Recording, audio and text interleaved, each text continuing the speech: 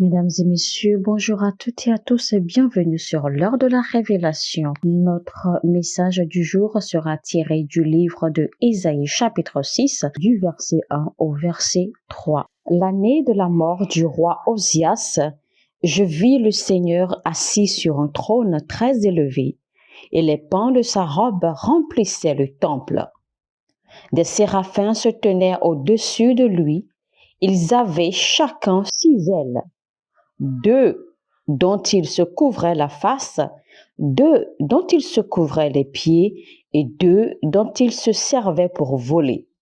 Ils crièrent l'un à l'autre et ils disaient: Saint, Saint, Saint est l'Éternel des armées, toute la terre est pleine de sa gloire. Le titre de notre message du jour est Le vrai Dieu. Le livre de Ésaïe dans la Bible représente en lui-même une petite Bible, parce que les 66 livres de la Bible sont représentés dans le livre d'Ésaïe. Et le livre qui a le plus de sens et qui a le plus de poids spirituellement dans la Bible, c'est le livre d'Ésaïe. Et quand vous parcourez Ésaïe, vous avez l'impression de retrouver les 66 livres de la Bible à l'intérieur du livre d'Ésaïe. Et quand vous allez parcourir Ésaïe du chapitre 1 au chapitre 39, vous allez découvrir la façon époustouflante, la façon merveilleuse dont Dieu essaie de gagner le cœur de l'homme. Il y a des choses dont vous ne pourrez jamais jouir de Dieu tant que vous n'allez pas le connaître profondément. Quand vous allez lire votre Bible dans Genèse chapitre 2, la Bible dit que Dieu forma l'homme et le déposa à l'intérieur du jardin. Il y a des choses dont vous ne pourrez jamais jouir en Dieu tant qu'il ne vous a pas formé. Quand vous lisez le livre de Galates chapitre 4 verset 19, Paul parlait et disait ceci: Mes enfants, pour qui j'éprouve de nouveau les douleurs de l'enfantement jusqu'à ce que Christ soit formé en vous. Ne vous gênez pas beaucoup pour les choses, gênez-vous plutôt, préoccupez-vous plutôt du fait que Christ soit formé en vous. Car quand Christ sera formé en vous, il y a des choses dont vous jouirez facilement. Ésaïe avait commencé comme un prêtre, mais il était hors du temple, il était à l'extérieur. Il était hors de la place, de la présence de Dieu et de la gloire de Dieu. Pourtant, il était un prêtre. Et tout serviteur de Dieu est un prêtre. Il est du devoir de Dieu de vous appeler en tant que prêtre. Mais quel genre de prêtre vous devenez, c'est de votre responsabilité. Et il y a 2 sortes de prêtres. Il y a les grands prêtres et il y a les hauts prêtres. Maintenant, je vous renvoie cette question. Êtes-vous un grand prêtre ou êtes-vous un haut prêtre? Les grands prêtres étaient dans le temple de Dieu et qu'ils vous souviennent que la mort de Jésus-Christ est survenue suite au complot de ces grands prêtres. Et les grands prêtres sont ceux-là, ce sont des prêtres qui n'ont aucune conscience, qui ne sont pas conscients de la réalité, de la présence de Dieu, mais sont plutôt plus conscients de leurs propres intérêts, de leur position. Alors je vous repose la question, êtes-vous un grand prêtre ou êtes-vous un haut prêtre? Et quand on va lire Matthieu chapitre 15 à partir du verset 21, on découvre que c'était un grand prêtre qui a comploté contre lui pour qu'il soit tué. Et quand on va lire Marc chapitre 10 verset 33, on découvre également que Jésus-Christ a été livré aux principaux sacrificateurs, aux grands prêtres. Donc, Jésus a été remis entre les mains des grands prêtres, c'est-à-dire les principaux sacrificateurs. Et quand on va lire Matthieu chapitre 26 au verset 14, on découvre également que quand Judas l'Iscariote devait aller trahir Jésus-Christ, il s'est rendu vers les principaux sacrificateurs, c'est-à-dire les grands prêtres. Alors, je sais que vous qui m'écoutez maintenant, vous êtes une femme de Dieu, vous êtes un homme de Dieu, vous êtes un pasteur, vous avez été appelé par Dieu. Mais je vous pose encore cette question. Êtes-vous un principal sacrificateur? C'est-à-dire, êtes-vous un grand prêtre ou êtes-vous un haut prêtre? La force d'un sacrificateur, c'est le complot. Les chefs sacrificateurs sont experts en complot, en manigance. Les chefs sacrificateurs, les grands prêtres, ce sont ces hommes de Dieu-là qui ont des connexions, qui ont des contacts, qui ont des influences et qui utilisent leurs contacts, leurs connexions pour faire du mal à d'autres hommes de Dieu qui sont en pleine ascension. Tout ce qu'ils font, c'est de s'asseoir et de réfléchir à comment détruire, comment salir tel ou tel autre homme de Dieu qui est en pleine ascension ou dont le ministère est en pleine ascension. Dans Marc 15, verset 1, nous voyons que les chefs sacrificateurs prennent des conseils avec les anciens de l'Église, avec les scribes de l'Église. Nous voyons clairement que ce sont des hommes de connexion, ce sont des hommes d'influence. Dieu les a déjà abandonnés depuis longtemps. Mais le gouvernement est avec eux. Dieu les a déjà laissés tomber depuis, Dieu les a déjà quittés depuis, mais les leaders gouvernementaux, les leaders territoriaux sont avec eux et ils utilisent leur pouvoir, leur influence, leur connexion avec ces leaders territoriaux pour intimider, pour rabaisser ou pour manipuler ou encore pour détruire ou salir ces autres ministres de Dieu qui sont en pleine ascension. La résurrection de Lazare a mis une marque importante au ministère de Jésus-Christ. La résurrection de Lazare a mis un emblème très important au ministère de Jésus-Christ. Mais quand on va lire le livre de Jean chapitre 11, on va découvrir, quand on va lire plutôt le livre de Jean chapitre 12, la Bible dit que les principaux sacrificateurs ont demandé à faire mourir Lazare à nouveau. Quand on va lire Genèse 14, verset 18, la Bible nous parle du premier sacrificateur, du premier prêtre qui était Melchisédek, roi de Salem, qui apporta du pain et du vin à Abraham. Et il était sacrificateur du Dieu très haut. Le haut prêtre, c'est cet homme de Dieu-là qui est addicté, qui est dépendant de la parole de Dieu et dépendant de l'Esprit de Dieu. Il est un prêtre de Dieu, mais il est dépendant de la parole et du vin, c'est-à-dire qu'il est dépendant de la parole et de l'Esprit. Et vous savez, quand je vois certains ministres de Dieu qui n'ont aucune passion pour la parole de Dieu, mon cœur se brise. Le haut prêtre, c'est celui-là qui dépend entièrement de l'Esprit de Dieu, qui dépend entièrement de ce que Dieu peut faire. Quand on va lire Néhémie chapitre 3 verset 1, la Bible nous parle de ce souverain sacrificateur Eliashib.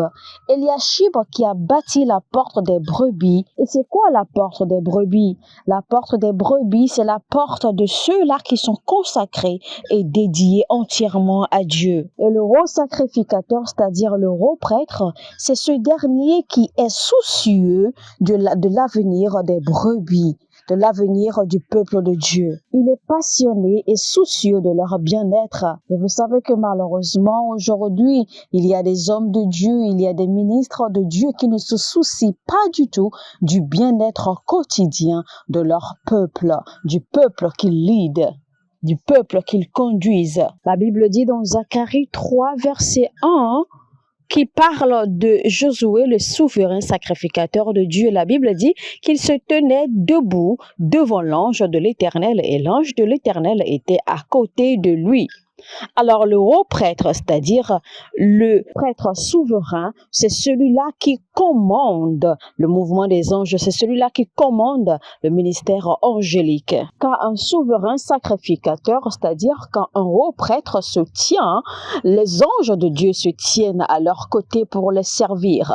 Et vous savez, l'on ne touche pas les souverains sacrificateurs. Les hauts prêtres, n'importe comment, peu importe votre mentalité ou votre idée ou votre cœur noir à faire le mal ou à comploter contre lui. Et vous savez, le souverain sacrificateur, c'est-à-dire le haut prêtre, est toujours prêt à suivre le mouvement de Dieu, toujours prêt à suivre la direction de Dieu, la direction où le vent de Dieu l'emporte. Il est toujours prêt à le suivre, peu importe son expérience, peu importe ses années dans le ministère, ses années dans le service de prêtre, il est toujours prêt au changement, au mouvement, à la variation de Dieu. Mais il y a des gens, malheureusement, dès qu'ils voient un mouvement de Dieu qu'ils n'arrivent pas à comprendre, qu'ils n'arrivent pas à expliquer, ils se mettent à critiquer. Vous devez faire très très attention parce que vous ne pouvez pas prédire Dieu et vous ne pouvez pas non plus expliquer Dieu. Vous devez être ouvert et très flexible au mouvement du Saint-Esprit. Vous savez, dans l'ancien temps, si c'était par exemple qu'aujourd'hui comme avant de s'adresser à Paul, il fallait porter une cloche. Les gens allaient commencer à critiquer et dire qu'il était possédé. Alors que c'était cela même le mouvement de Dieu dans le temps. Parce que pour s'adresser à Paul, il fallait porter une cloche pour qu'il puisse savoir. Et c'était ça, en fait, la façon dont le Saint-Esprit avait décidé de mouvoir avec lui. Si c'était par exemple qu'aujourd'hui, ce qui s'est passé dans l'ancien temps, quand les vêtements de Paul, même après son décès, pouvaient réveiller les morts et pouvaient guérir les malades, aujourd'hui, les gens se mettraient forcément ou certainement à critiquer cela. Et si c'était par exemple qu'aujourd'hui, comme ça s'est passé avant avec Pierre, que quand Pierre passait, son ombre pouvait guérir les malades, aujourd'hui, les gens se mettraient forcément ou certainement à critiquer cela. Alors que c'est cela même le mouvement de Dieu. C'était le mouvement, c'était la façon du Saint-Esprit de fonctionner avec Pierre et c'était la façon du Saint-Esprit de fonctionner avec Paul. Et heureusement que Pierre était assez sage pour ne pas bâtir un mouvement ou pour ne pas bâtir un service au nom de ce mouvement du Saint-Esprit de par son ombre qui pouvait guérir les gens. Ben, si c'était aujourd'hui, par exemple, je suis certain que dès que ce mouvement du Saint-Esprit se manifeste, vous allez voir des gens vouloir recopier cela, des gens vouloir imiter cela, des gens vont commencer à initier des cultes d'ombre ou des cultes de mouchoirs, etc., etc. Mais ce que vous ne savez pas, c'est que le Saint-Esprit bouge de façon libérale. Le Saint-Esprit bouge et il ne bouge pas de la même façon toutes les fois. Le Saint-Esprit choisit sa manière, sa façon de mouvoir, sa façon de se révéler, sa façon de faire ces choses. Et selon les temps et les moments, il ne se manifeste pas de la même façon plusieurs fois. Et donc, vous ne pouvez pas prédire sa façon de mouvoir ou sa façon de se manifester. Vous ne pouvez pas non plus bâtir un mouvement, d'accord, sur la façon de mouvoir du Saint-Esprit. Parce que si par malheur vous essayez de programmer ou de prédire le mouvement du Saint-Esprit, il va vous décevoir. Il pourrait ne même pas se révéler. Même les hommes de Dieu, malgré qu'ils soient hommes de Dieu, ils demeurent des êtres humains. Quand vous lisez Jean 11, verset 51, la Bible dit que les sacrificateurs ont posé des questions à Jésus et à ses disciples concernant leur doctrine. Les souverains sacrificateurs sont ceux-là qui s'opposent aux croyances doctrinales, aux valeurs doctrinales. Et vous devez aussi comprendre que les valeurs doctrinales peuvent ne pas être plaisantes pour vous, peuvent ne pas être bonnes pour vous. Vous pourriez ne pas être à l'aise avec elles, mais on doit les obéir.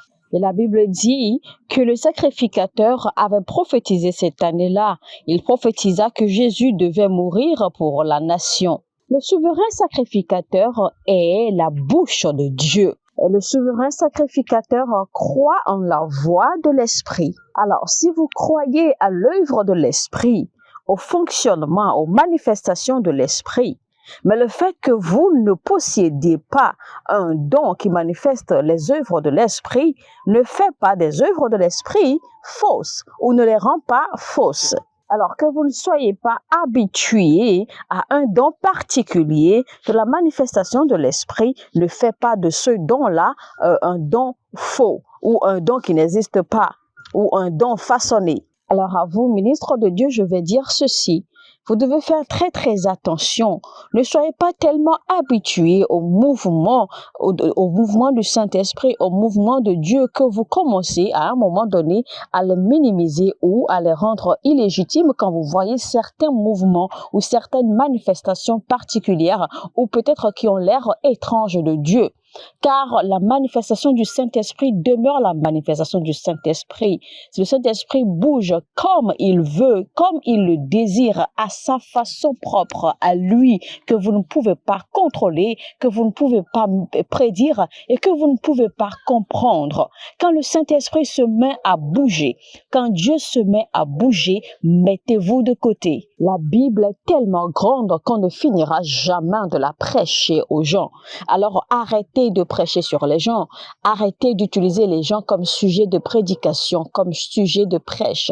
Arrêtez d'utiliser les choses que les gens font et parce que vous n'êtes pas confortable avec, parce que vous n'êtes pas à l'aise avec, vous commencez à les détruire, vous commencez à les médire ou vous commencez à les critiquer en utilisant cela comme sujet de prédication. Non. Et vous ne pouvez pas prêcher Christ, vous ne pouvez pas prétendre prêcher Christ pendant que vous prêchez sur les gens, pendant que vous utilisez la vie des gens ou les sujets de discussion des gens ou les pensées des gens ou les philosophies des gens comme sujet de prédication.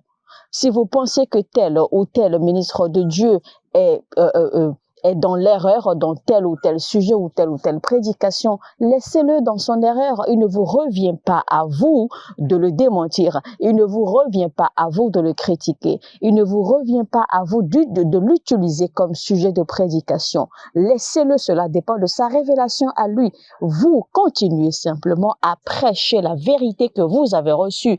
Continuez à prêcher ce que vous avez reçu comme révélation. Continuez à prêcher ce que l'Esprit vous donne.